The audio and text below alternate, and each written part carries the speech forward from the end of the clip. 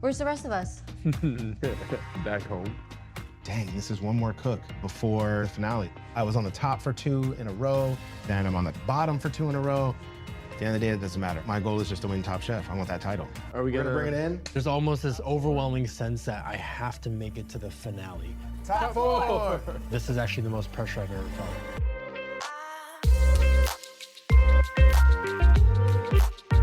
Welcome to the Eat Your Content Podcast. I'm your host, Rich Herrera. Thank you for tuning into my little podcast. I do appreciate it. Just a reminder to follow me on socials at Rich Herrera and at Eat Your Content, and make sure to like and subscribe on your podcast player of choice so you know when things are coming up and new episodes drop on the pod. We got a lot to talk about today. We got a lot of questions from the chefs. We have a mystery dish from Tom. We got the Final Four. We've got clothes on hangers. We have clothes on hangers. We have food on hangers, food on wood. And it's a crazy plating situation. And to help me cover it all, my friend and Top Chef Season 22 participant, Chef Corwin. Chef, how is it? Rich, what's going on, man? We're back at it. We got 2 more weeks, man. Today and then the finale. So let's get into it, man. We got a lot to unpack. This is a good episode. Even though it was it feels short because there's only a couple chefs, but there's still so much to unpack, which is good. Like there was a lot of good things that happened this episode. So yeah, we have a lot to talk about. Yeah, we only got 2 weeks left. Man, time flies. Feels like yesterday we just started doing this thing, and now we're on the penultimate episode, and we got one more episode to go for next week, and we'll talk a little bit about that next week's episode. If you happen to catch the sneak peek, it was pretty interesting to watch.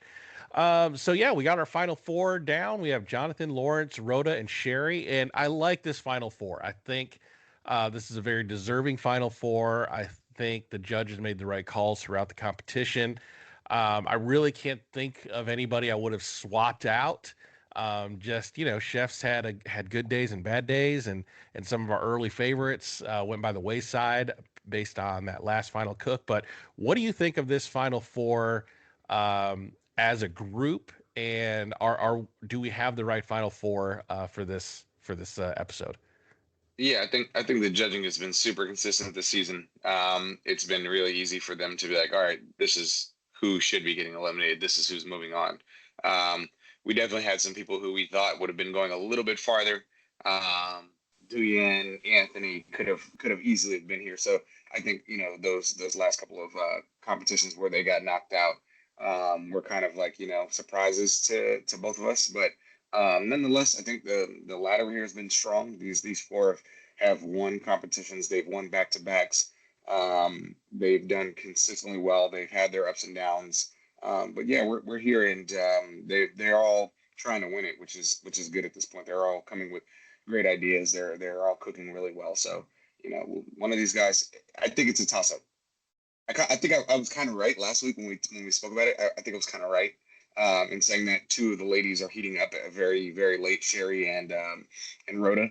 And now we're going into this, and Rhoda's got her confidence back, man. She's coming off a couple back-to-back wins after coming out of LCK kind of shaky.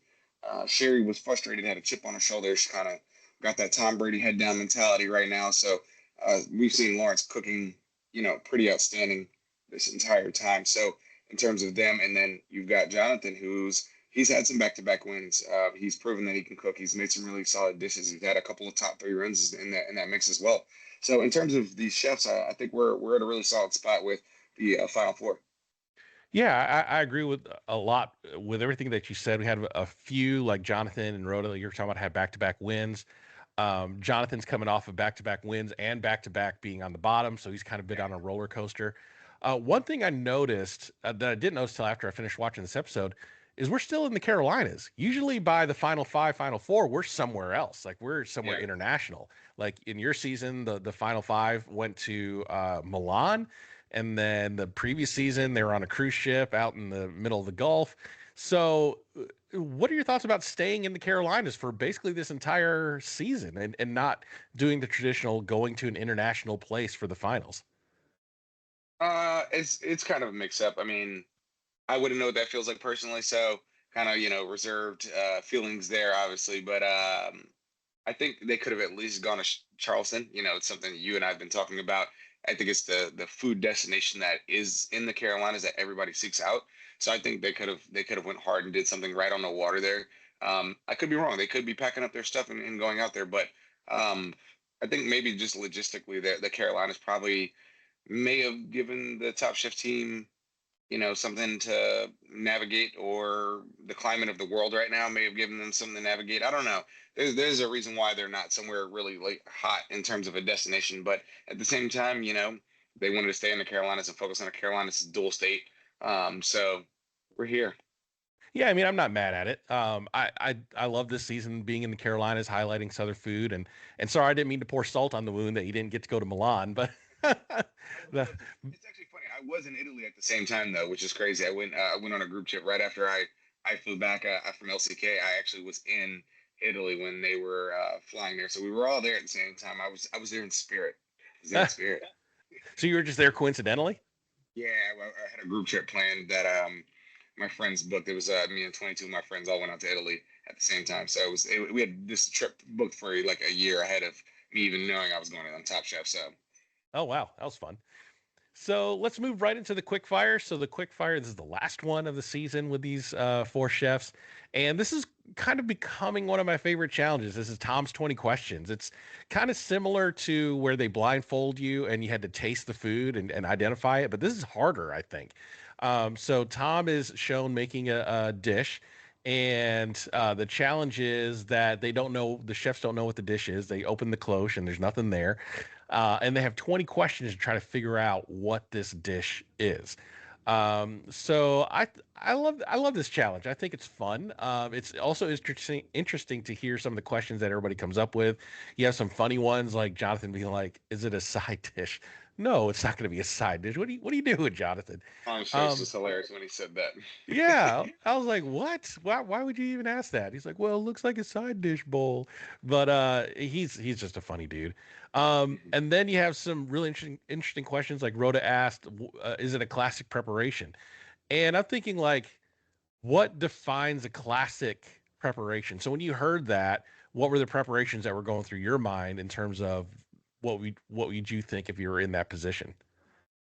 I would think it's something that has been on a menu and had a moment 15, 20 years, 30 years ago. Something that's classically done, whether it's like French, Italian, Portuguese, Spanish, Japanese. There's dishes that like they have a name, they haven't changed. This is the way you do it. This is the recipe, and it's just defined. It's been defined for a long time. A chef probably had his heyday making that dish at a signature restaurant. That was like the signature dish, and so I think a classical dish is just something that has stood the test of time, um, and people continue to go back to. Like Soul Meunier, like something that people are still putting on menus to this day. And so I think just it's just recipes that just stand the test of time. They're still being reinvented on menus across the globe today. And I think that was a good question. It's also a hard question to answer though, from the chef side, how do you figure out of this classical dish which classical dish it is? Like do you start thinking French? Do you just start like which direction are you going? So it was a very broad question. It's a good question, but it's a very broad question. I don't think the question helped. If that makes sense.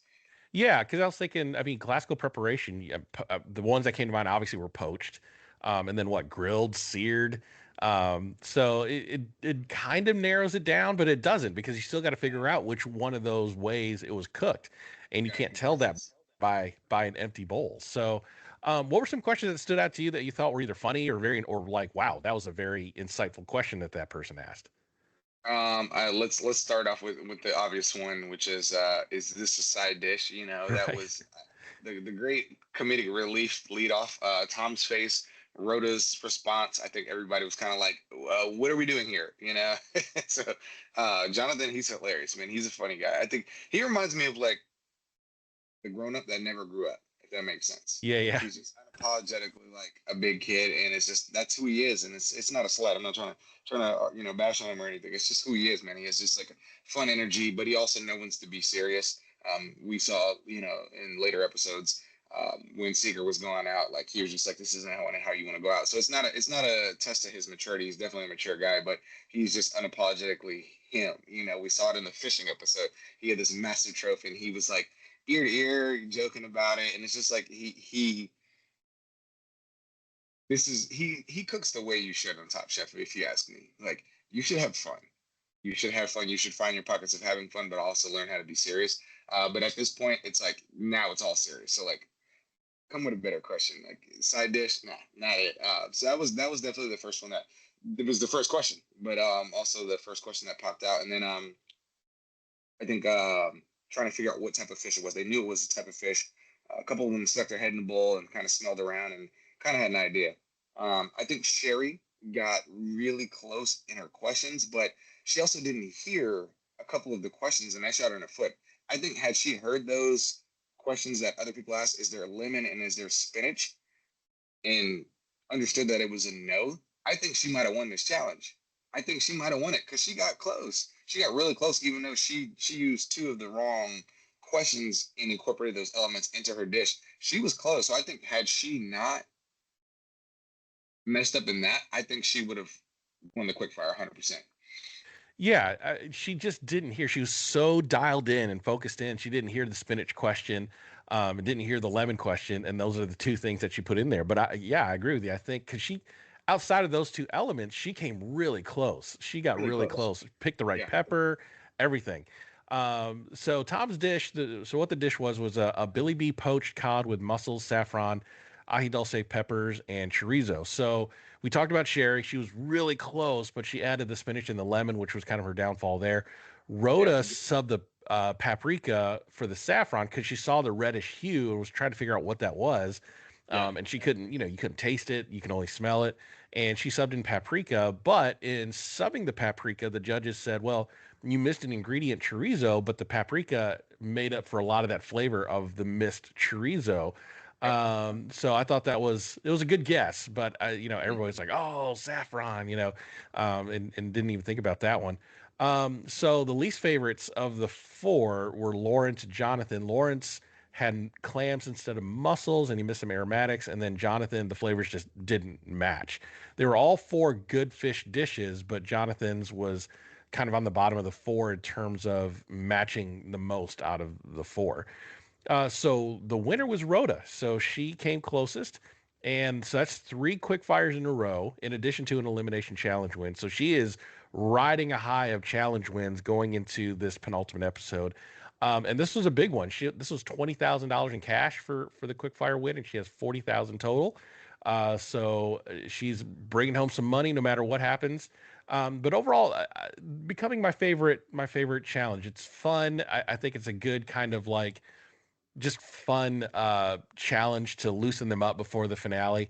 But yeah, overall, pretty good. I mean, this shows the level of professionalism and how long these people have been doing this job by being this close just by looking at an empty bowl and smelling the remnants of what was left. Mhm. So a really impressive outing by all four.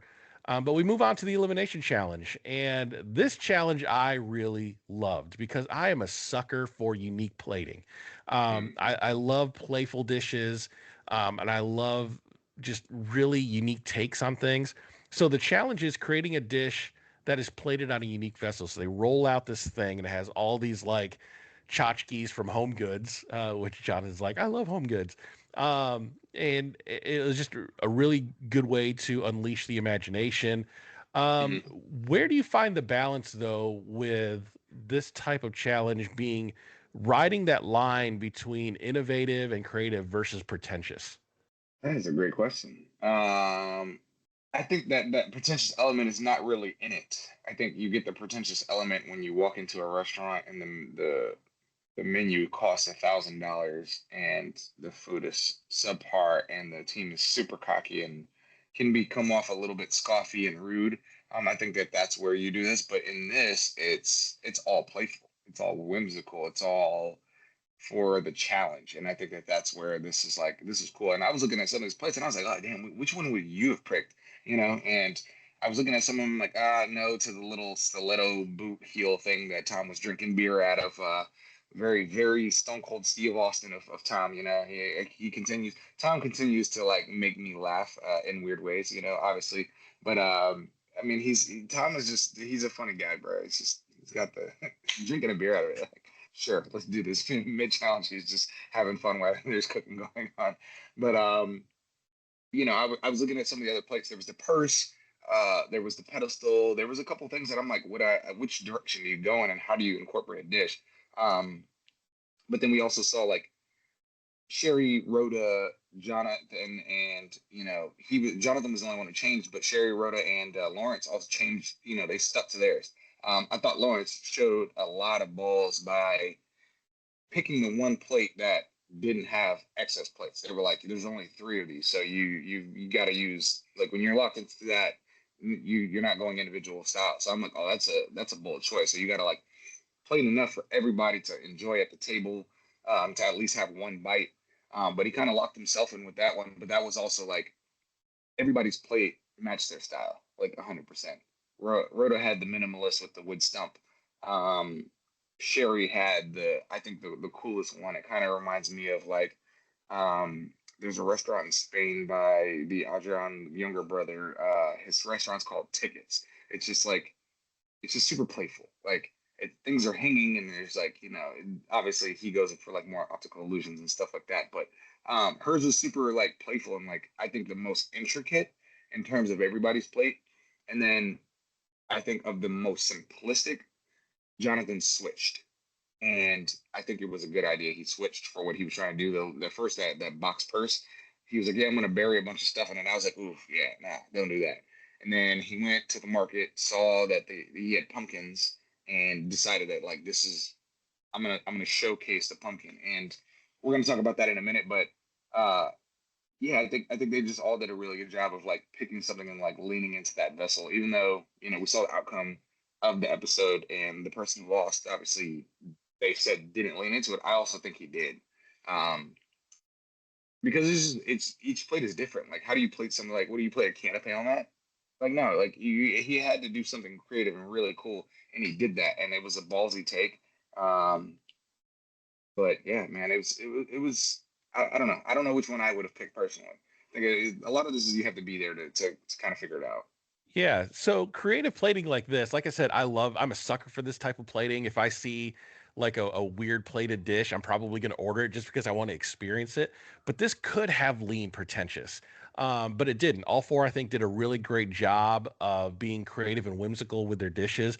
I was reading this review of a restaurant. I don't remember where, but one of the things that stood out when I was reading this review is the dish that was used was a cast of the chef's mouth, and so it was the chef's mouth, and then the dish was a foam-based dish. There was no utensils, and the only way you could eat it was to pick up the cast of the mouth and essentially French kiss the thing to eat the food. And I was like, now that's horrible. That's pretentious. And the review writer was saying how pretentious it was and how like narcissistic the whole menu was and everything. But this could have leaned that way, and it didn't. And I love that they leaned into what these things were but had fun with it. So let's talk about what was chosen, the vessels that were chosen. So Rhoda, as the advantage, got to choose first. So she picked like this wood stump thing. Jonathan picked, yeah, the basket. And at first I was like, that's a deep vessel to have to fill. Like, unless you plan Yeah, to do something different and lay it on its side or something. I was like, I don't know where you're going with that. And then he said something about I'm going to use dirt and bury things. I'm like, okay, let's see what happens. And then Lawrence, yeah, let's talk about Lawrence for a second.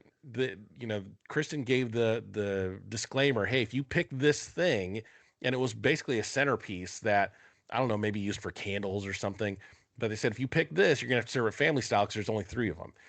He picked it, knowing going into that, and I'm like, man, that's a lot of dishes to have to fill up. So he's already kind of behind the eight ball, trying to have to do a lot of different elements. So I thought, good on him. I was like, that's one way to go. I was like, is this? You could be judged very harshly because if you're doing multiple things, that's a separate judging for each dish. So he's really putting himself out there by picking that dish, which you talked about there. And then Sherry chose a trapeze, which kind of looks like a clothesline with clips. I'm seeing that particular dish making its way more into the mainstream. A lot of people do like bacon and stuff on it, or pretzels or something. So I thought it was really interesting. But with these unique plates, from a food service perspective, how do you sanitize these things? How do you sanitize a piece of wood? Like I'm sure I don't know if your restaurant has ever done a like a special menu thing where you're doing special plates that aren't, plates. But how do you sanitize a piece of wood? How do you sanitize, a silver centerpiece? So, a couple ways. Obviously, that big silver thing, I don't think would have fit in a dish machine. It looked massive, but the dish machine gets up to like 175 degrees, so and it's full of chemicals. So like, it'll get there. But then it's like, how do you take care of it? We have if something that's wood that we use, we would cure it with like booze block oil. You can use sanitary wipes that we carry in spray bottles or whatever. There's a lot of different ways you can do it, but in a restaurant, you just got to get creative. I think in this terms, these would be like a fine dining restaurant, so that would be like somebody's job. It's like you need to take care of these plates for this whole menu because this is the menu and it's going to be this way for quite some time. So stick with it. And so um, that's where it gets tricky. But yeah, I mean, there's ways to like take care of them. We make like food runners, polish brass things. Like there's ways. You just got to get creative. You got to buy extra tools. You got to buy toothbrushes to like get in there, toothpicks. So like, you wipe it down every single time. But the hard part is just like when you're in a busy service, like imagine that big silver thing being on your fucking menu, and like you got to like turn those out. Somebody's got to wipe down every single pedestal like before flipping it. The guy in Garmager is going down because he doesn't have enough plates. I need the plate, and they're like, I'm sanitizing it. Yeah, I could see that one being a nightmare in a restaurant. But there's ways to do it, man. We've seen Michelin star restaurants pull out stuff like this quite often. Yeah, yeah. I've seen wood slabs being used, and then they coat it with, I don't know, like an epoxy or something that could withstand heat in a dishwasher. But I mean, I was thinking that at first. I was like, man, that silver thing's would be a beast to have to do that every day in a restaurant. That would suck. But Jonathan had a unique comment when he was talking about he felt good doing this because at his restaurant group or the restaurant group that he works for, they have a concept where it's a culinary journey through the psychedelic mind. And that one line really piqued my interest. I'm like, take my money. Where's this restaurant? I want to see what it is. And then they Yeah. showed it. And then I was talking to my wife and I was like, hey, would you go to a restaurant where the only description was a culinary journey through the psychedelic mind? And she's like, I'd be afraid of what they would serve. Would they have those kinds of mushrooms on things? Like what? Yeah. You know, what would happen if, what are they Yeah. serving exactly? But that sounds really intriguing. So, Jonathan, I got to do some research, figure out where your restaurant is. I'm going to go there because I want to take that culinary trip through the psychedelic mind. That sounds fun. So let's talk a little bit about, yeah. So Jonathan swaps out the basket for the pedestal, which I thought was a really smart choice. Let's talk about the dishes a little bit. Jonathan was really interesting. He decided just to do a dinner roll, essentially, but it's like the best dinner roll anybody's ever eaten. It was a pumpkin seed dinner roll with pumpkin puree, compound butter. I really did think it was fun and clever the way you open up that pumpkin, the dinner roll's there, and then the part that you open has the butter there. But I kept thinking, is it enough? Compared to the other dishes that were going through, I immediately thought, okay, Jonathan's probably going to be at the bottom, not because it was a bad dinner roll or was a bad cook or it wasn't creative. Is it enough? So when you saw his come, and I'm glad he came out first because it was essentially the bread service of the four courses. So it kind Yeah. of fit in the terms of the four courses of the meal. But were you thinking, oh no, Jonathan, you went too simple? Yeah. That was my first thing. I was like, oh, is this enough to win? Is this enough to get you in the finale? I was like, you need little critique of error. There's not enough there, so you're leaning towards like your whole dish just being a one note critique. Um, and I was like, he's got to make perfect brioche. It's got to fit. Like, he's got to bake this perfectly. Like, there was a lot of things going in my head that I'm like, he's got to execute perfectly for this to even be considered like top two. Like, he's got to win. Like, to get to the finale, you got to win right here, right now. And it was ballsy. It was ballsy. I thought he was like, I thought the same thing. If this doesn't go right, or even if it does go right, he's probably not going to win. If everybody else does well, he's probably not going on because it's too simple of an idea. Even it could be the most amazing piece of bread, but it definitely needed something else. It needed another vessel. It needed something. I don't know. I was. It was just ballsy all around. Ballsy is the way I'll say it because he executed. He did it right. It was cute. It was fun. It was playful. It opened up. The bread service it wasn't just butter lathered. He like took petals from sunflowers, and like, it was plated perfectly. He couldn't have done anything more to make it better.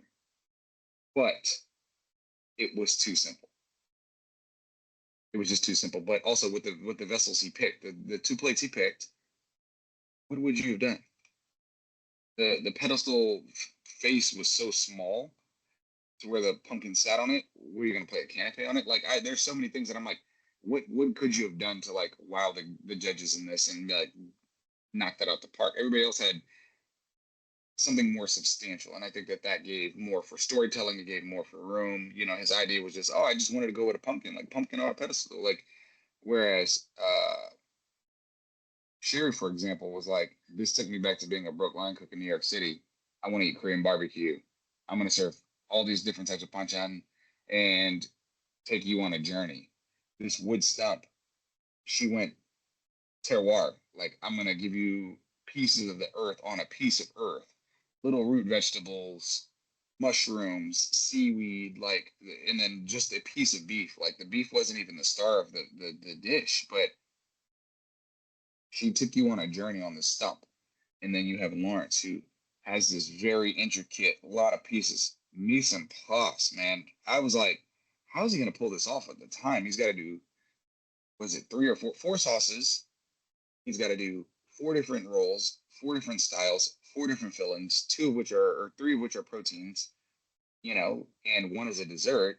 I'm like, man. And then he shouted out the Carolinas in that too. I'm like, they just did more. They went harder. They went for it. And it's not to say that the execution wasn't there. Brandon, Jonathan, you executed perfectly. But you baked a piece of brioche. You did some simple accoutrement.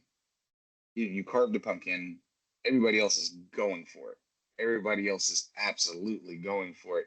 And so was he. And you can't take that from him. So was he. But he just went so minimalist. I think that was the downfall of this for him. Yeah, I mean, not to oversimplify it, but all he did in 4 hours was make a dinner roll. A I very, mean, very, very, very good dinner roll. yeah, I mean, it's probably the best dinner roll you'll ever have in your life, and you'll talk about it to your great great grandkids for all eternity.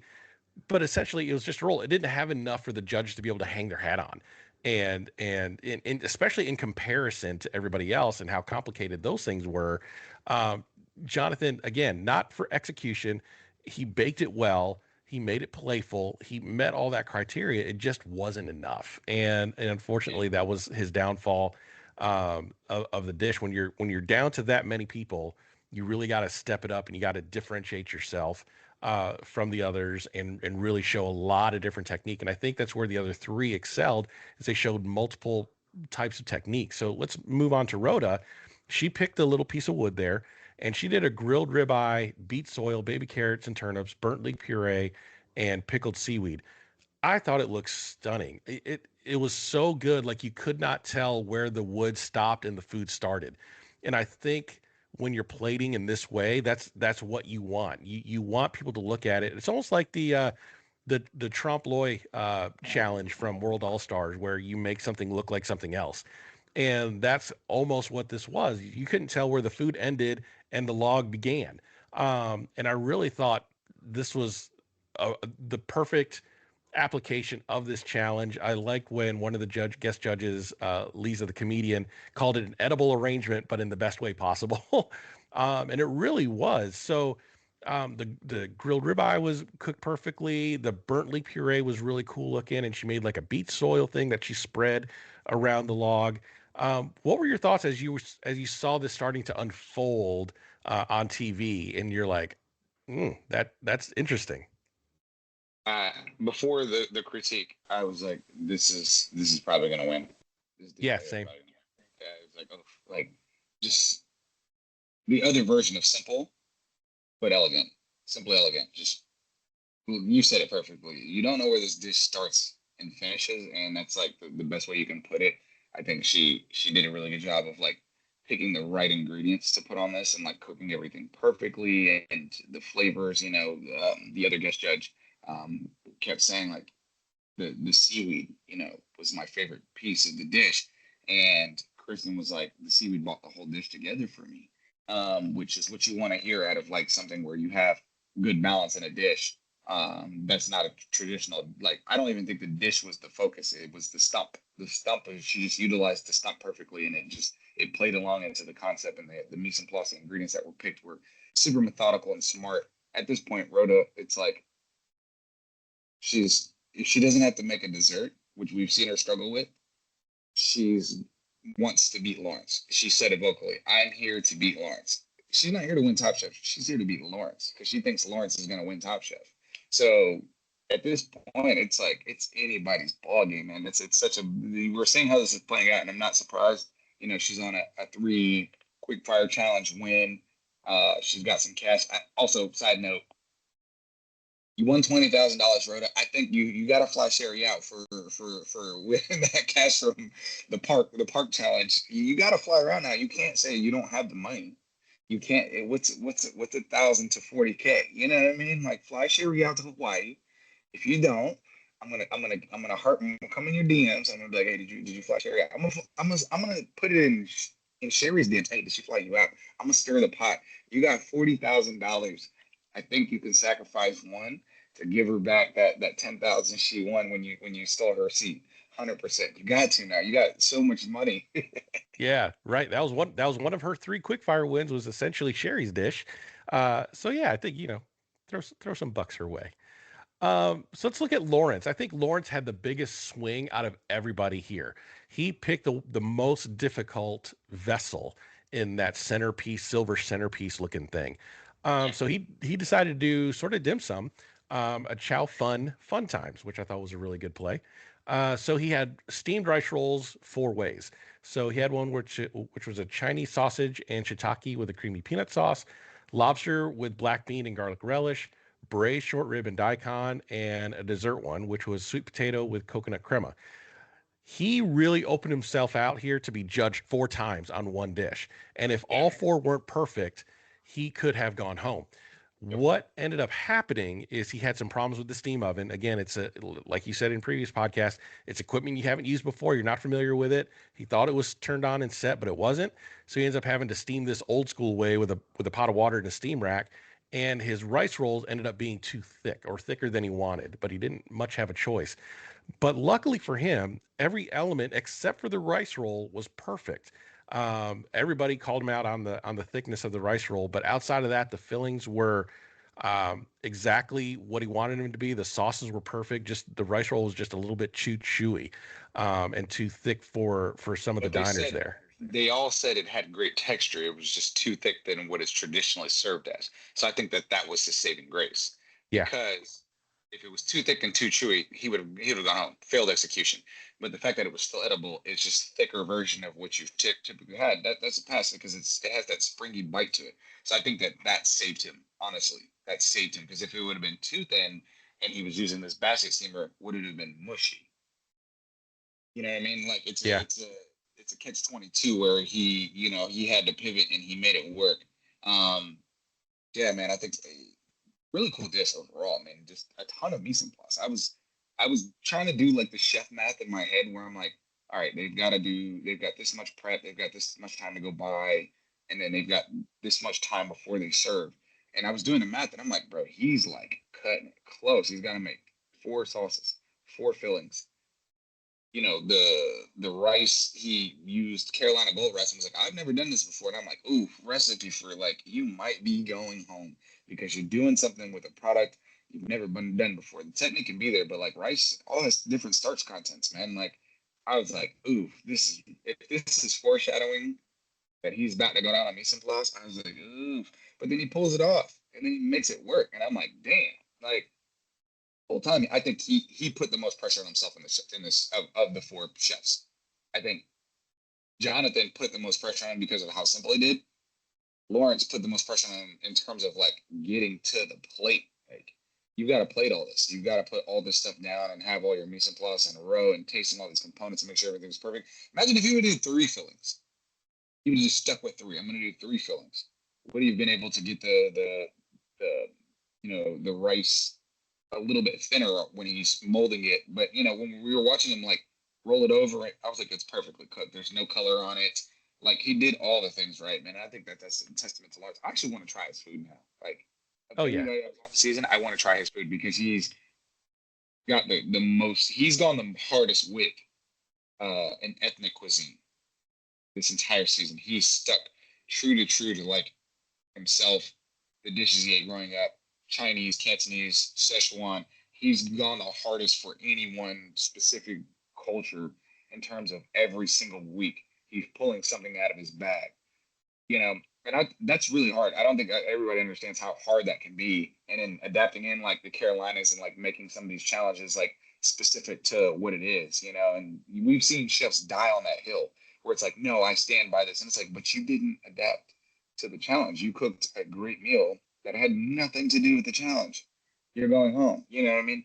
He's found ways to keep it creative and elevate and do all these things. And there's not a reason why we haven't seen he's the one to beat. Rhoda's like, I gotta beat him. Yeah, and what impressed me most about Lawrence is how calm he stayed throughout the cook. Like when he realized the steam oven wasn't going to work, he only had like 30 minutes left on the clock, and he hadn't started steaming his rice rolls yet. I was like, oh man, but he stayed calm. He checked what he had, and he decided to do the steam basket style of steaming, and he got it done. And I thought, wow, he stayed so calm when he could have panicked, and he was able to pull it off with just, it was a thick rice roll, which could be personal preference at that point. Some people like a thick, chewy one. Some people like the thin one. But I thought he did really, really well, and it looked so elegant, and that could easily go in a Michelin star restaurant, and be worthy of that. So I thought he did a really, really good job. Sherry picked the clothesline looking thing, the trapeze, and she decided to do kind of a deconstructed banchan Korean barbecue, which I thought was really cool. Gochujang braised short rib, pear kimchi, rice, and banchan. I love the concept. It was very interactive. It was very playful. People had to build their own and Korean barbecue banchan thing, and that means any number of combination of things. Each diner can have a different experience with it, and I think that all things being equal, that is what I think won her this competition, in this elimination challenge, is because of the playfulness and the hands-on approach and the personalization of being able to literally make your own dish out of these separate ingredients, and do your own thing. It was impressive that what she did with the kimchi. Even Tom said you had to have bought store-bought kimchi, right? She's like, yeah, but I threw in a lot of pears and all that. She's like, he said, well, you made the right call, and there's no way you would have been able to make kimchi from scratch in the time allotted.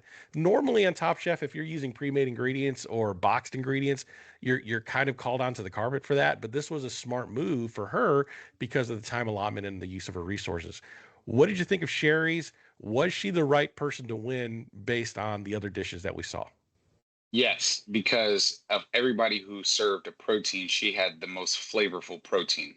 And I think that was the kicker for her.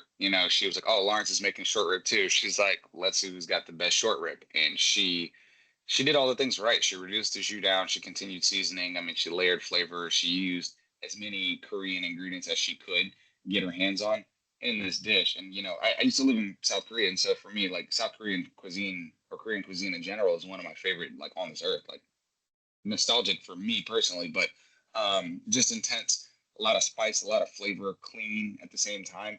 And when you nail your protein, everything around it isn't the star. I think she had this dish where everything is it's a theme. We know what panchan is, but it came together because her vessel, which was the short rib, was the star, and everything else complemented it perfectly. Rhoda was right there. I mean, if Rhoda would have done something amazing to the ribeye, where they're like the ribeye and the seaweed and all these components, just she might have won. I think this was like splitting hairs here, and I was like, if Rhoda wins this one, great for her. If she would have won back to back, I'm like, she's gonna win this competition. In that moment, I'm like, she's riding the biggest high you can into the final cook, and that's that. But I was like, if this is Sherry, like then I was right last week, and it's gonna be two ladies in the finale and one guy, and I was right. So we're here. I think we you and I have called this season pretty consistently, minus a degree or two here and there, but yeah, she just fully encompassing the dish, and I think it's built on the fact that she quick braised in a pressure cooker, and was able to still get her dish there. And that I think is what won her this challenge. Yeah, it was really impressive seeing her cook. And we were talking about, with her winning the elimination challenge tonight, she is peaking at the right moment. I mean, she's coming into the finals with a lot of momentum, having won this particular challenge, and really figuring out who she is as a cook when the last challenge is cook the best four-course meal of your life, and tell us your story. And she's been doing that the last few challenges. So she's, beaming from ear to ear, having won this challenge. And I just think I think it's hers to lose at this point. Rhoda is coming on with a lot of momentum. I think Sherry's coming on with a lot of momentum. For those two, it's one of those two I feel like could possibly win. Lawrence could win. Man, it's so tough. Any one of those three could win it. Um, but man, they're really cooking well up until this point. It's a really interesting final, and I'm looking forward to it. But I agree with Tom in the judges table that it was really between Rhoda and Sherry. Lawrence had that little execution slip with the too thick rice noodle, and then Jonathan was just the lack of integration with the vessel. It seemed disconnected to the judges between the roll, and it was just too simple of a dish, unfortunately. And I love Jonathan. I think he's great. But we talked last time. I think the only way for Jonathan to make it to the finale is he has to cook outside his mind, and he just did not do that. He did a really great dinner roll. If this were any other challenge, he might have won it, but not when you get to the final with the other three cooks just cooking, you know, just the way they're cooking right now. He had to come to the table with more than just a dinner roll. So unfortunately, Jonathan was eliminated, but he's coming back. He's going to be a sous chef, obviously, for the final three. So yeah, I thought this was a really good episode. Let's talk the draft point updates because it's really interesting now. It's You close. Yeah, it's really close. You took the lead there, and the back half of the season was kind of leaving me in the dust. I was picking up some points here and there. So for this episode, you won 7-3, and you have your one singular chef still remaining, with Sherry. So with Jonathan gone on my team, that leaves me with Rhoda and Jonathan. So I have a better chance of Rhoda and winning this whole Lawrence. thing. Yeah, Yeah. Rhoda and Lawrence. So the overall total is up through 12 episodes. I have 78 points. You have 100. So I'm closing the gap a little bit. Now we know who's in the finale. The finale is Sherry, Rhoda, and Lawrence. The points is a little bit different for the finale.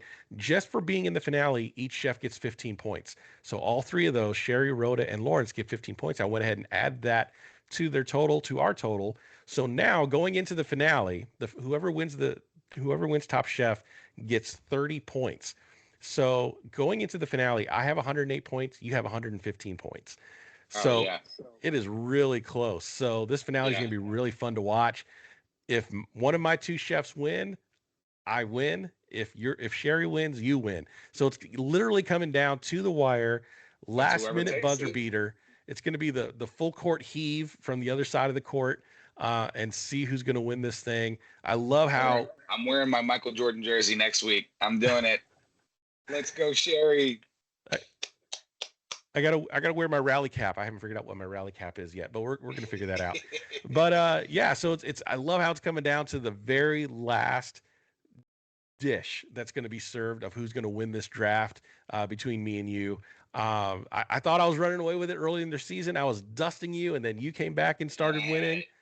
Yeah, Yeah. my chef started getting knocked out, man. And I was like, oh, this is getting hairy here. This is dicey.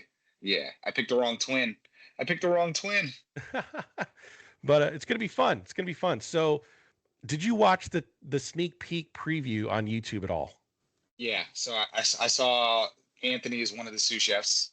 He's Yep. back. Um, Yep. so, and then obviously we know Jonathan's there, and so yeah, it's gonna be good, man. We're coming down to it here. Yeah, so the traditionally you get to pick a sous chef from the last few eliminated, and sometimes they brought back the last like four or five, and it was dodgeball pick 'em. This time there's like, okay, you can pick one of the out of the last three eliminated chefs. So the last three eliminated chefs were Anthony, Jonathan, and Seeger. So Oh yeah, Seeger's coming back. So it should be interesting. I What's would that? be like, I'm not picking Seeger. The same way he kicked and screamed, I'm not fucking taking Seeger. Like, no, He doesn't deserve the TV time. He doesn't deserve to continue being here. No, I'm not. If I'm the one that has to pick him, I'm literally saying, go get Tom, go get Gail, go get Kristen, go get the high end production staff. This is the finale. I don't want him on my team, and I'm not gonna. And if this is how it's gonna go, I'm gonna pull a him. I'm gonna pull a him because I don't want him here. I would literally revolt. I'd burn it down, being like, no, no, no, no, no. Who was knocked out before him? I'll take it. You could send me anybody. Call somebody from season 22.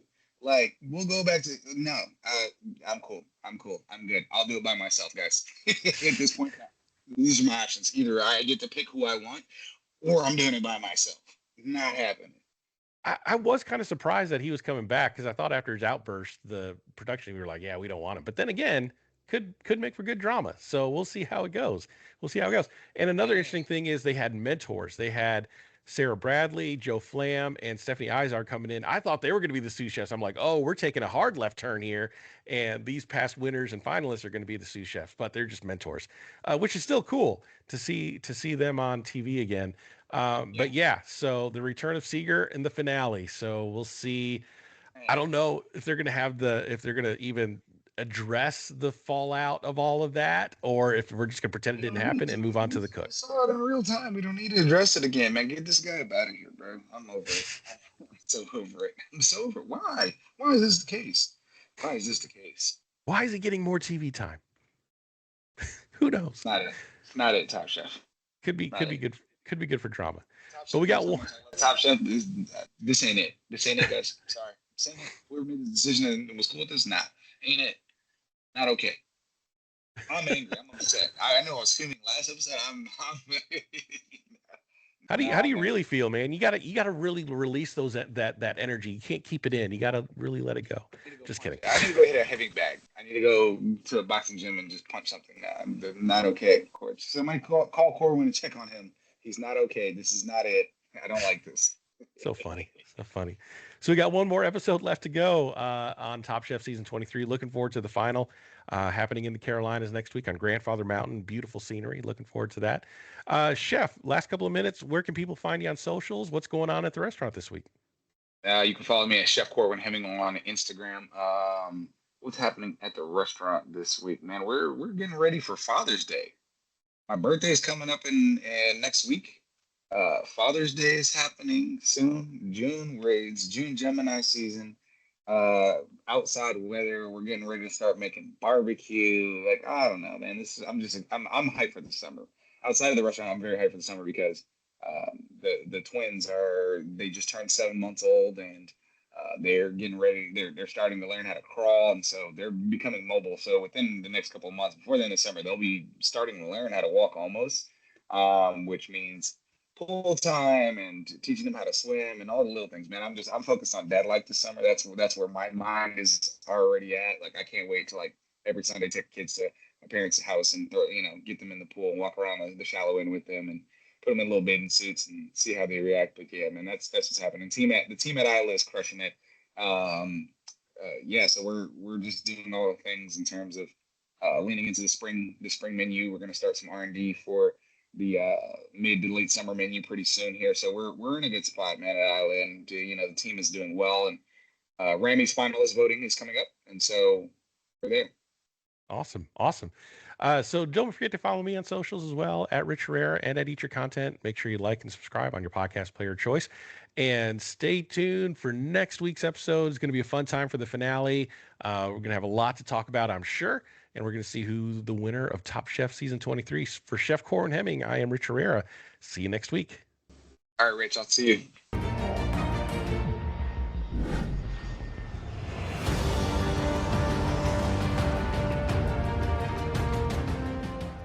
Thanks for listening to Eat Your Content. If you like what you hear, please consider supporting the podcast through my merch store on TeePublic.